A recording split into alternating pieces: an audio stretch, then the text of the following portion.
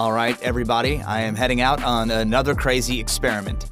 My good friend Oleg and I are going to take this massive truck here. He has a license, don't worry.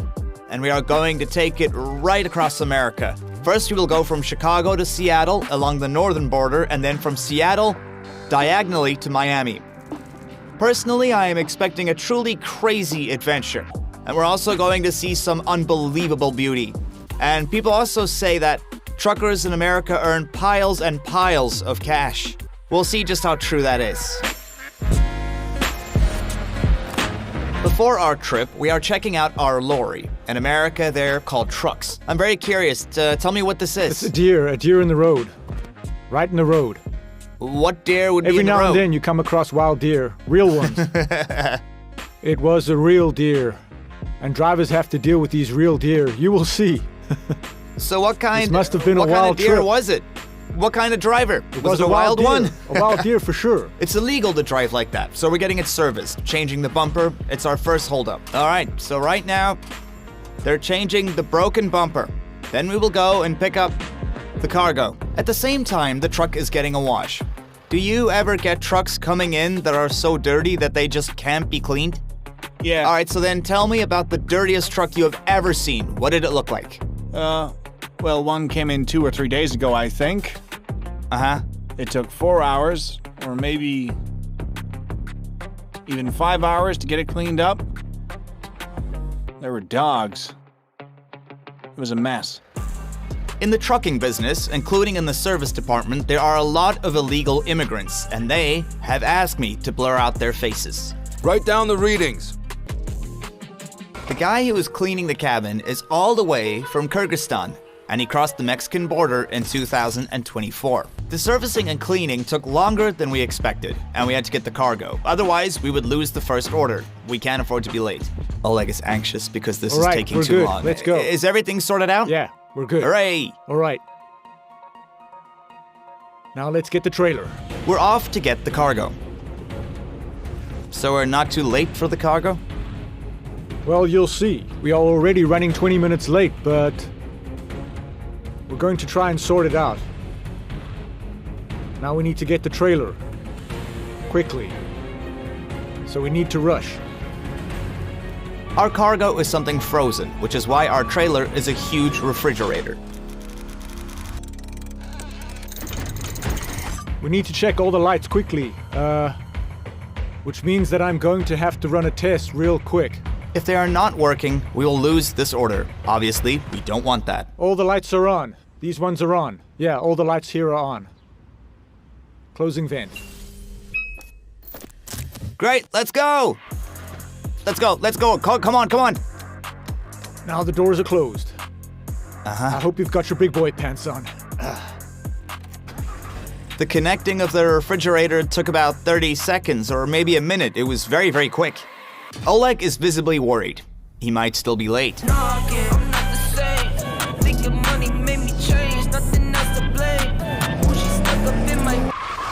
have a pickup in downtown Chicago. We have a long way to go. It's long. It's very long.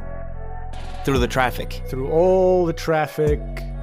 And how are we going to get through downtown in this massive machine? You know, you will find loads of, you can find a lot of videos where, there are old bridges and trucks that are constantly crashing into them, and those who don't know the roads they're on, or don't have a navigation system, that tells them how high the clearance of the bridge actually is, or they drive along and don't look at the signs and get caught on the bridge. Yeah.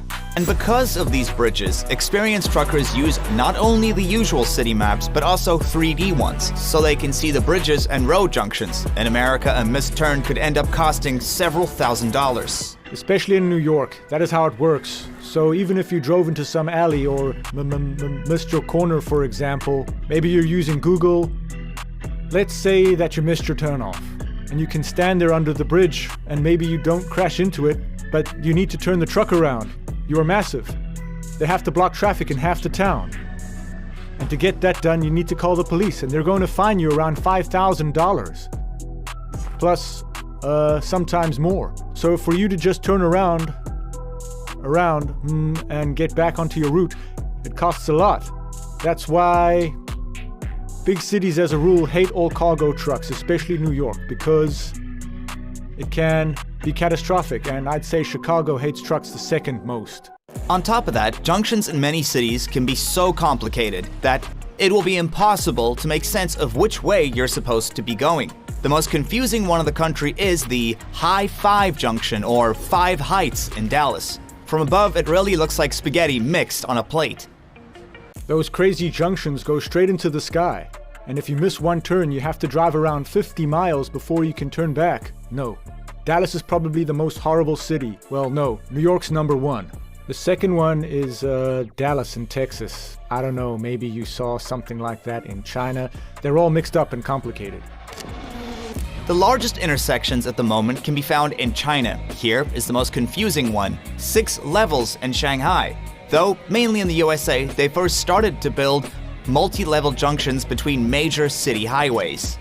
This 3-level junction in Los Angeles is considered to be the first one, and it was built back in 1949. I'm on the mezzanine. I go so hard just to fuck up my enemies. Don't need revenge, success is the remedy. Ain't for the top, I'ma do 'em like Kennedy. So we have arrived at the first pickup. And we're about 30 minutes late already. I hope we'll be loaded quickly here. We kind of have to be because we have a second pickup at 2 o'clock. Then we have a third one at 4 o'clock.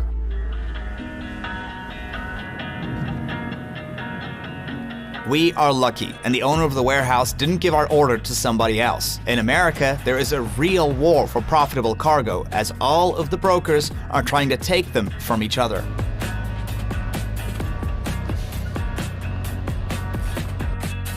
Oopsie. Oh, we got a little bump. Now we have the first cargo.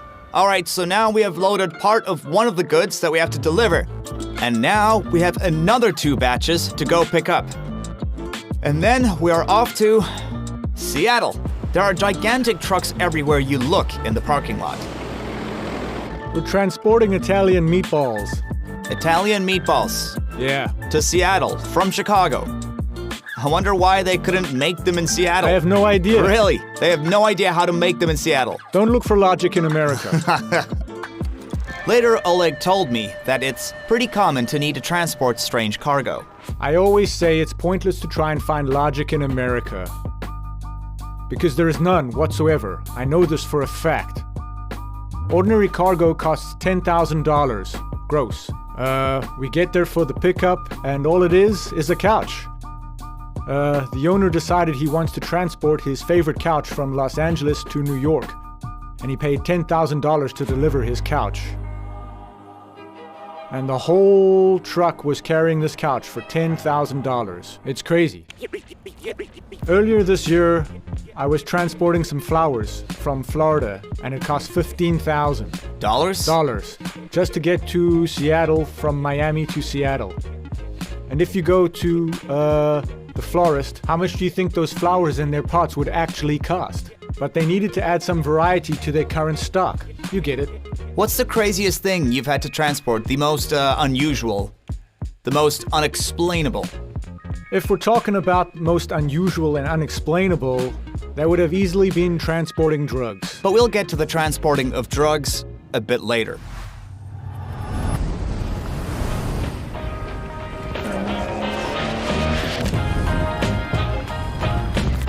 We finally finished loading up in Chicago. I pretend to help Oleg by securing the cargo, and throughout this trip I will pretend to be a truck driver in as many chances as I get.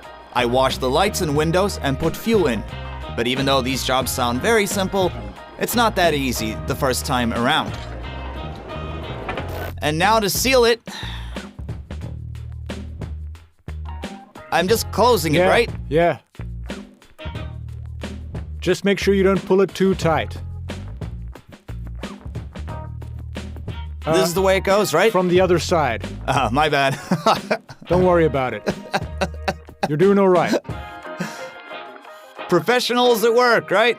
Yeah. And I can't even get the trailer closed There. properly. And now we can finally get into the cabin. So we washed everything. This is our house now.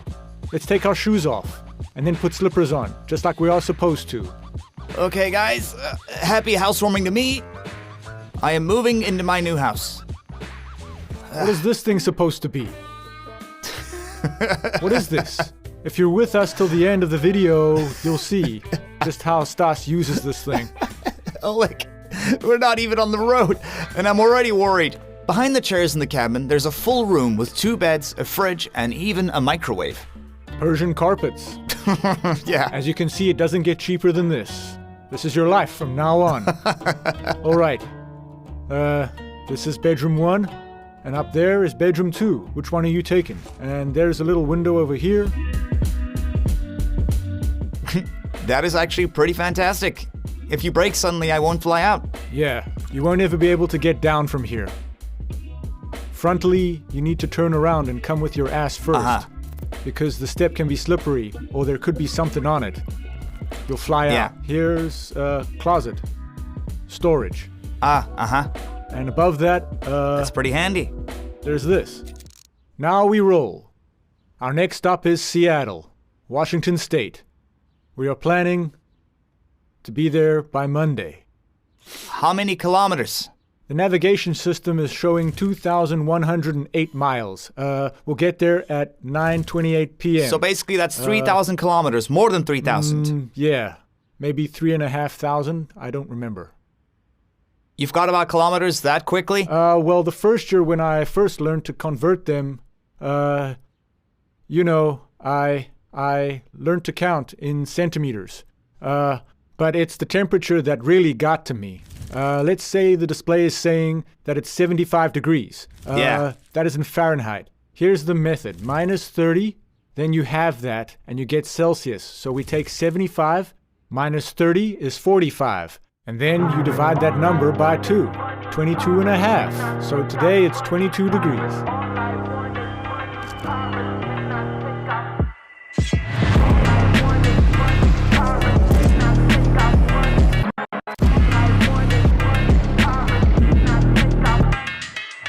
You know, guys, I have never been in a truck like this in my whole life.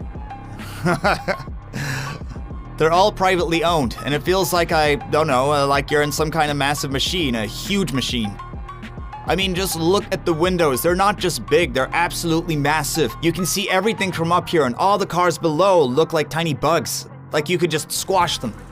And so, our first cargo, 10 tons of frozen meatballs from Chicago all the way to Seattle for $3,650. We have 2.5 days to get them to their destination, or we won't get paid.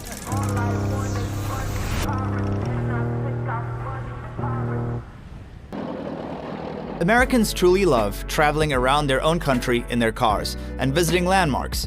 Don't forget, they don't have ancient castles and monasteries, but statistically, 75% of Americans go on a road trip at least once every single year. Do you know how a person can learn to become a truck driver? How? As soon as a truck driver sits like this, like this, he's using his foot to control the truck. That's when you know he's a true expert at what he does. He feels confident. You shouldn't do that. But everyone does that. Everybody does it, yeah. Basically, truckers have an entire culture around how to behave in their cab and how to decorate it. It's not just in the US, but here the tradition is on a different level. Just look at this rig that has its engines exposed. The dozens of chrome pipes, all the spikes, a sword, and a Thor-themed mural. And also, this Viking truck with faux wood-fuel tanks, a battle axe, and flaming horns. A lowered semi-truck, which is a street racer's dream. American truckers famously don't have any limits when it comes to the many ways they decorate their own monsters. But it's mostly trucks that have the name Peterbilt that gets this kind of treatment. Huge, boxy machines that are legendary in American trucking culture. Peterbilt owners don't even think of us as real truck drivers. You'll see at a truck stop, keep an eye out. Peterbilt owners are those stereotypical hardcore old American dudes. They're greasy and grimy, and they might even have, cigarette in their mouth and a gun in their belt ready for a showdown. They're real cowboys. Cowboy truckers. It's interesting. It's like a whole identity, a culture that they've built around Peterbilt trucks. You really have to love them. Those are more expensive than the other trucks, and they all look a lot cooler. Americans love decorating their homes and everything, right? Yeah. Well, some of them do that to their trucks. There's this one guy, he went completely nuts with it and spent lots of money. He ended up turning his truck into something, we call it the Devil's Machine. It's got chains and it's all pitch black. And he drives it all over America, and wherever he goes, people stop and film it. I've seen him around. At any gas station or truck stop, guys who own a Peterbilt definitely stand out. James Vagan has only driven Peterbilts since 1989. Did you ever drive like a Volvo or... No Volvos, no automatics, no just... Hardcore and old school? No, just trucks. Real trucks. He's inviting me inside to show me what his cabin looks like. They can all be very different, but the classic is chrome detailing and a completely manual transmission. You have a manual gearbox, completely manual. Guys, just look at what's happening on the dashboard here. Everything is covered in chrome. Did you customize it, or was the truck like this, or did you customize it? I did this. You did it. Look at the steering wheel. Here is a big double bed, so you don't have a second bunk, right? No. Only one. But this bed is huge. Much bigger than in a Volvo. Yeah. Wow. There's a fridge. This is a fridge, a refrigerator, yeah? He has a fridge here, guys. This is a closet, right? And a closet there? Peterbilts really stand out. I mean, just have a look at how much chrome there is on this beast. The bumper, exhaust pipes, even the step and the brush on it for cleaning your soles. From a technical standpoint, these trucks may fall behind some competitors, but they make up for it with charisma. Basically, American semi-trucks became big and brutal after 1982, when the country lifted all restrictions on their length. Suddenly, they could be as long as people wanted. Before that, trucks here often had cab-over-engine designs, like in Europe, which saved space on the road. But once the restriction was lifted, trucks quickly started getting longer. First in the front. The engine moved forward from under the hood, making the cab quieter and more comfortable. Then they grew in the back. The sleeper compartments in American trucks are much larger than in European ones. Cab-over-engine trucks make the vehicle more compact and maneuverable, which is important on Europe's narrow roads. In the US, highways are spacious, so that is not a concern at all. In European-style trucks, to access the engine, the entire cab has to be tilted, which means clearing stuff out. That's inconvenient for Americans. On top of all that, truck speeds in Europe are usually limited to 80 kilometers an hour, while in America, they can easily reach up to 85 miles per hour, about 137 kilometers an hour. So the added safety you get from having a longer hood is not bad. Overall, if Europe prioritizes efficiency and standardization, the US does comfort. Some sleeper cabins in people's trucks are more like small apartments. I'm heading over to talk to another driver now. So you have over here a big refrigerator? Yeah. A whole corner where you can eat, yeah? With a big table. Yeah, come here. Yeah? The trucker is showing me a big TV he has that slides out. You have a bathroom? And a shower. Toilet? A shower there. Yeah. Wow. And how do you like this example of a huge kitchen with a sitting area? And here is a jacuzzi in a truck and a plasma panel.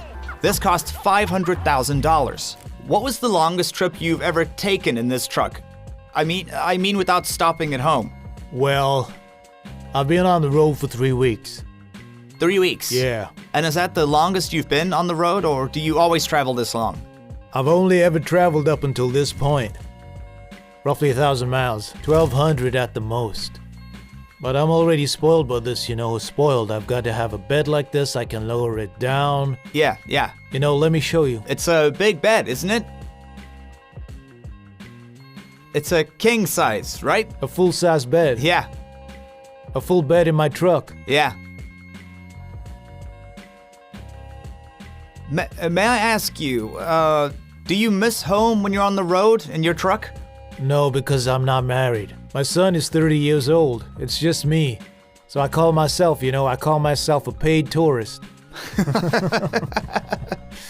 Because I travel around the country, I have everything here that I need. Look here, I'm making myself spaghetti.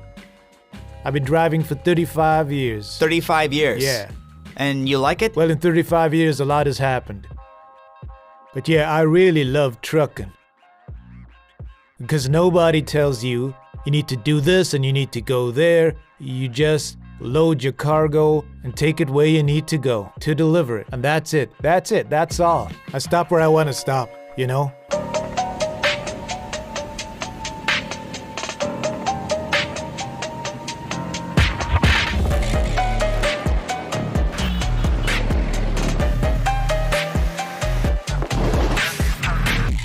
This is a weigh station up Yeah, ahead, that's right. Pull in and get weighed. Before every new leg, you have to get weighed.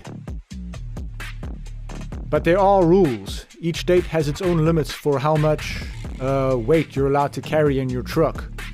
But overall, across most of America, the limit is 80,000 pounds. Not every single truck gets weighed. It's completely random. In fact, after driving over 9,000 kilometers across the US, we only had to go through this process once. We're carrying a small load, so we're hoping that they let us go right away. They weigh us. And if the reading comes in too high, then What will happen? they'll put us out of service. Right now we're at 59,000. So we're not too heavy. Pretty light. The police can also do an inspection on the spot, and if they do, the stop could take a while. An officer comes to ask me what I'm doing in the cab. Are you a driver too? No. According to American law, strangers are not allowed inside the cabin, which is why truckers are usually unwilling to pick up a hitchhiker. For me, for example, Oleg organized an official permit, but the officer still wasn't convinced, so he decided he was still going to detain us. You and I didn't get lucky. We're off to the police station. The weather's being strange, frosty and sunny. The officers are checking our documents, and it turns out that there is a raid on trucks. They're stopping all of them today, Yes, right? that's the way it seems. They're inspecting every truck. You passed inspection. All the paperwork is here. Do you have any questions? May I ask, just for my blog, what exactly are you inspecting? I just want to know what you're checking for. So, I pretty much just check all the documents, all the paperwork, and I go out there, do a walk around, I'll check the truck, lug nuts, seat belts, all the things that have to do with safety.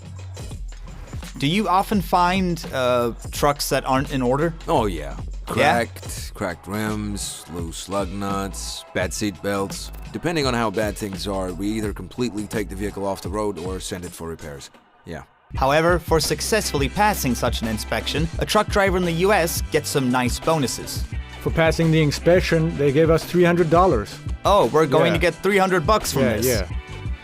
And I'm sure you're wondering why the company incentivizes passing inspections. Well, passing the inspection cleanly, It improves the insurance, rating, right? Yes. Aha, so It it's helps for to the bring insurance insurance company. premiums down. It makes the company seem reliable and like a company that does things properly. That's awesome. So for this trip, we are going to get $3,950 for 3 days of travel. And once the trip is over, we're going to add up our expenses.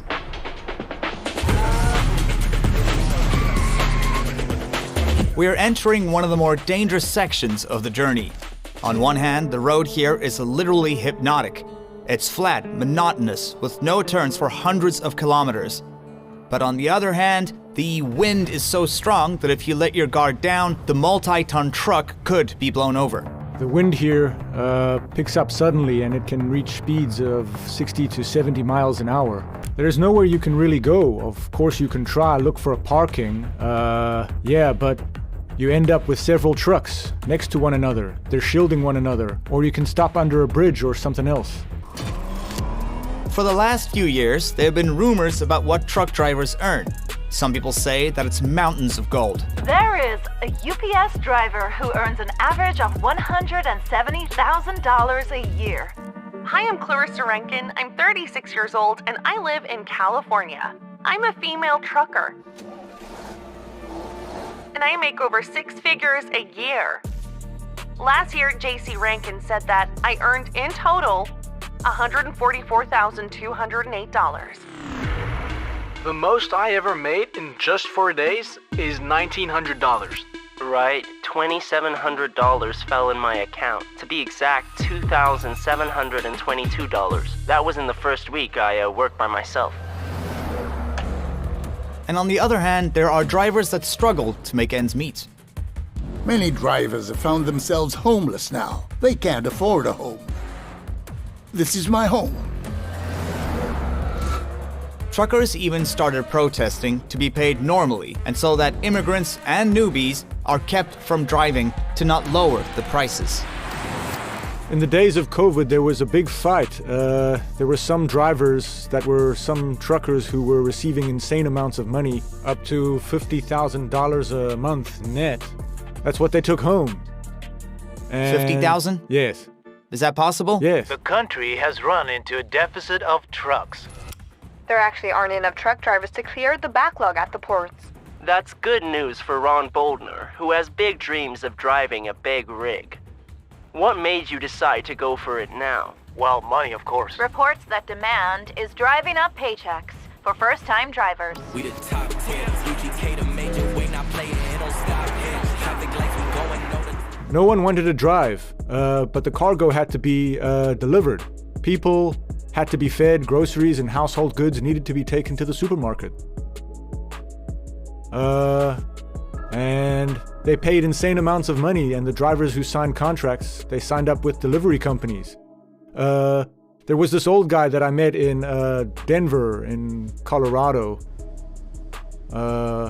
And in COVID, he had a contract with Kruger, that's a grocer, to do 300 miles a day. So he would leave at 6 a.m. and at 2 p.m. he would be back at home. And that was every day. The only catch was that he had to agree to work on Saturdays too, 6 days. And he was guaranteed $6,000 in wages. A week? A week. And if there wasn't any cargo, no cargo at all, they still had to pay him $6,000 a week. So he got $24,000 a month just for working 2-hour days. Yeah, up to 2 hours. His contract is for the next 7 years. It's unlikely, but it's stable. And a stable $24,000 a month. Yeah. Just for driving 300 miles a day. 300 miles, yes. 300 miles. Wow, he's living the dream, Oleg. In America, there are tons of crazy things going on. And I keep saying that in America, you can't apply logic to anything. Because there isn't any at all. None of it makes any sense.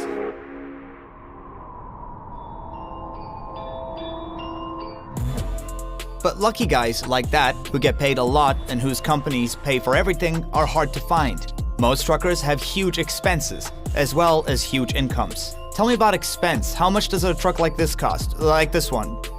Roughly. Well, this year prices fell quite a bit. That was because the market sank, so you can get one for about $160,000, or at least less than $200,000.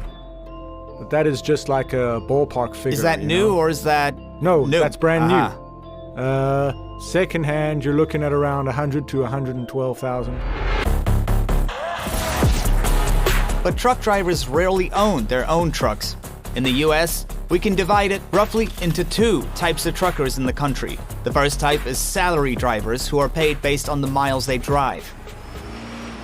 Their rate depends on experience and type of cargo, ranging from 25 cents per mile all the way up to 60. The first type of driver, when working a bit, earns around $4,000 to $5,000 a month. And then there's the second type of driver who works for themselves. They pay for everything themselves, so leasing, as well as insurance, truck maintenance, as well as fuel, and the broker's fee for finding loads. But they get to choose which loads they want to take, and they keep the costs of the transport. The second type of driver can make tens of thousands of dollars a month. but they can also go bankrupt at the drop of a hat. For example, if the truck gets stuck in a snowfall and needs to be towed, that's going to cost around $5,000 in the USA.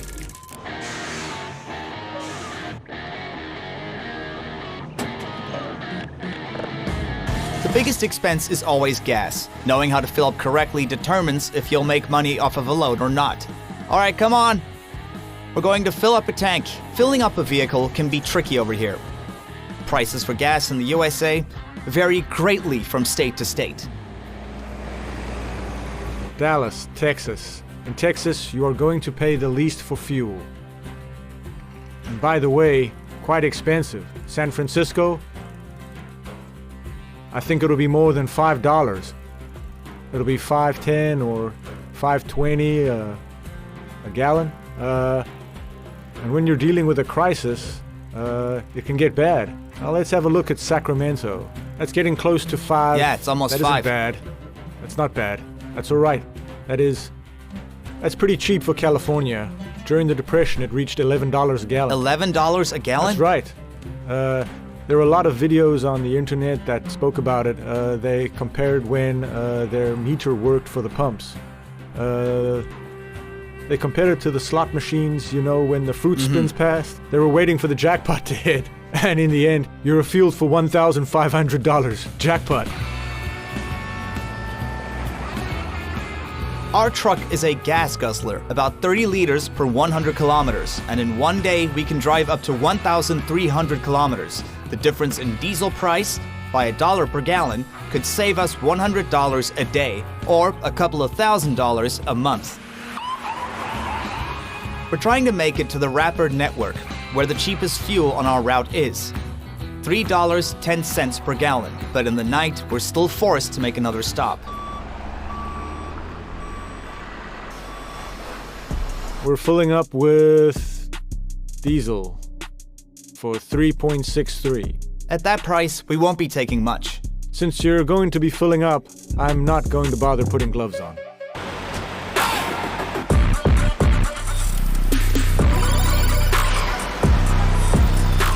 Ah, the engines are really going! Guys, we're only going to be filling up 50 gallons tonight because the gas is so expensive here. While the fuel is being pumped into the 2 tanks, we scrape the bugs from the windows and headlights. It helps for a short time. After about half an hour of driving, the windshield will be filthy again, but at least we can enjoy how clean it is for a little while. There! All right, we finished fueling up.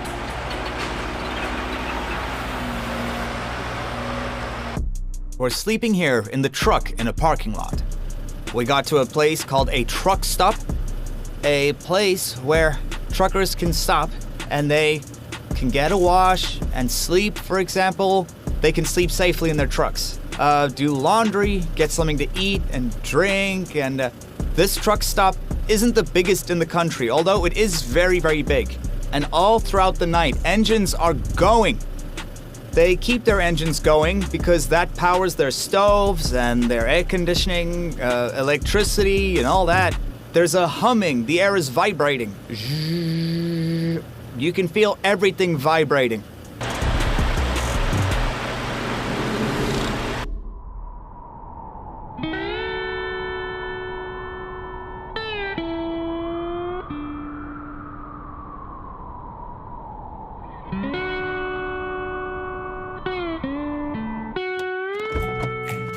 But we've decided not to stay here long, and we leave early in the morning, so that we can find better priced fuel. Oh my gosh, guys. It is a beautiful morning.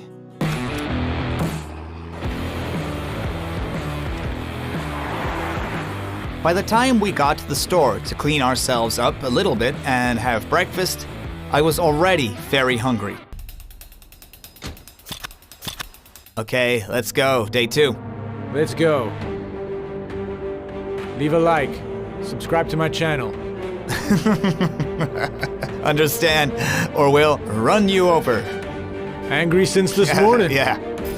You better hit that like button right now. And I can promise you, that's not a request. It's not a request. We're not playing around. We are 2 big, dirty truckers telling you to leave a like. Good morning.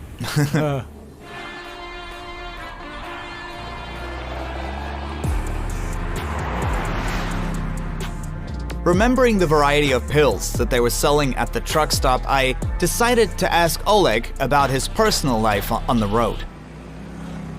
Tell us about girls on the road. Is there such a thing? No. I've seen a bit of that in the more seedy outlaw states, yeah. Somewhere in, for example, Memphis, if you go to the truck stops there, you might find some dodgy girls hanging around, but for them to come up to the window and knock and say, basically saying, do you have a moment to hear the Gospel of Matthew? Yeah, that doesn't really happen. Yeah. That doesn't happen, right? And they don't stand on the sides of the roads. No. Even in the big cities, it's not really a thing anymore, except in maybe spots like San Francisco. But for somebody to just be hanging out on the side road doesn't really happen. First of all, truckers are not allowed to pick anyone up on the road because you never know what someone might do, you know? And a truck is a very serious vehicle that could be used for a terrorist act or whatever. So it's not just about picking up hitchhikers. If someone is clearly in need of help and you see something crazy happening, then you can stop, and you should stop and try to help them out. But to just pick up a passenger, even with you, we did it the right way. But I wouldn't just be able to pick you up. There's a whole long process to go through. So here we have a straight road until 1,114 miles, and then we turn right. The only thing about this road is that it goes straight as an arrow.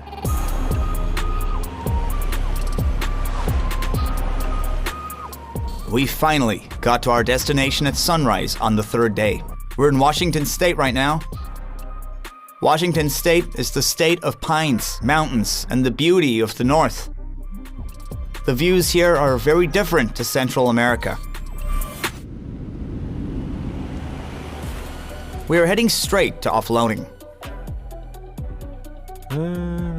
Don't they keep an eye out to see who is cutting the seal? Do they just let anyone come to do it? 50-50, it's a lottery. They watch when they feel like it. There.